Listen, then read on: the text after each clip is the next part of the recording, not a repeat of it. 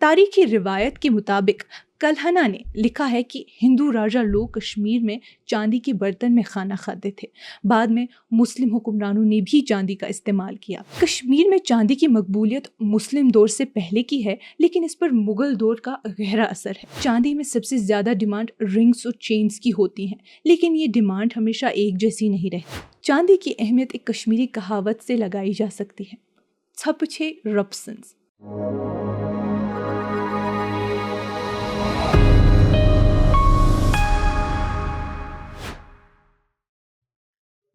ये कश्मीर रिपोर्ट है। आप सबका खुशामदीद।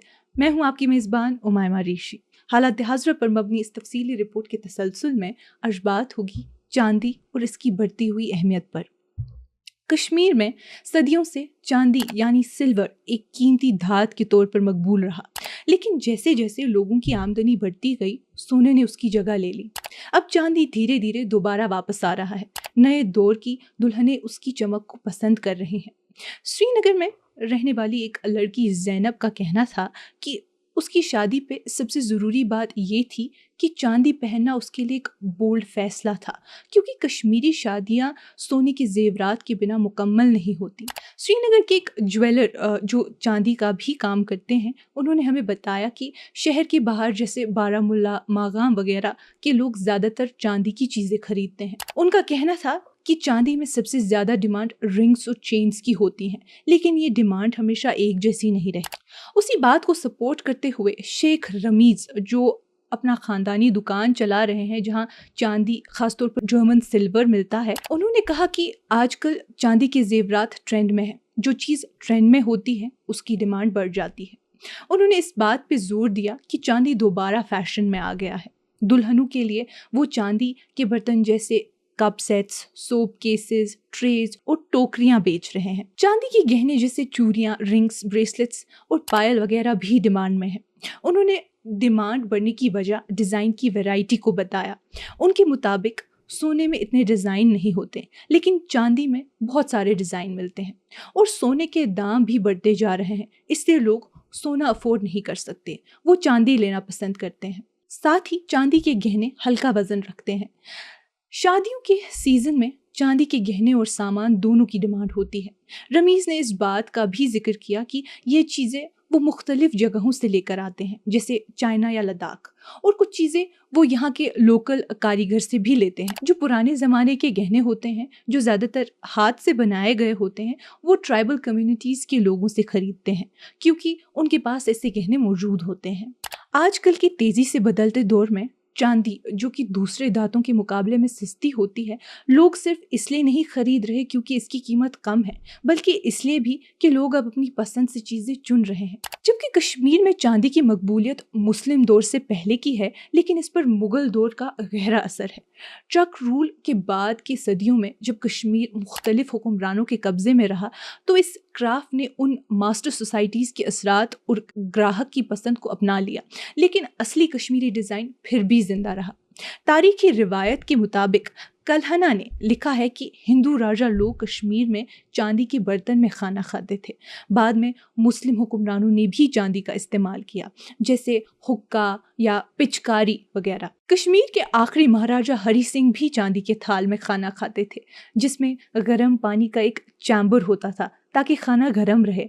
19वीं सदी के आखिरी हिस्से में कश्मीरी चांदी के बनाए हुए काम लंदन के बाजारों में उतनी ही शोहरत हासिल कर रहे थे जितना कश्मीर के शॉल पेरिस के फैशन स्ट्रीट में। जेवरात के अलावा जो चीज़ें एक्सपोर्ट की जाती थी, उनमें बीकर्स, ट्रेज और वासेस शामिल थे।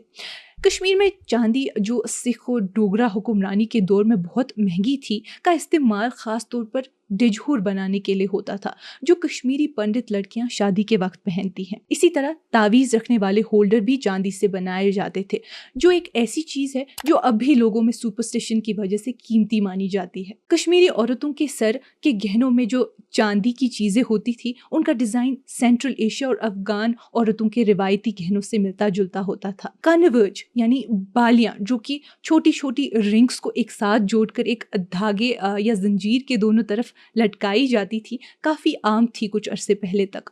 चांदी की बनी सुरमादानी जो दुल्हनों के लिए सुरमा रखने के काम आती है अभी भी ट्रेंड में है।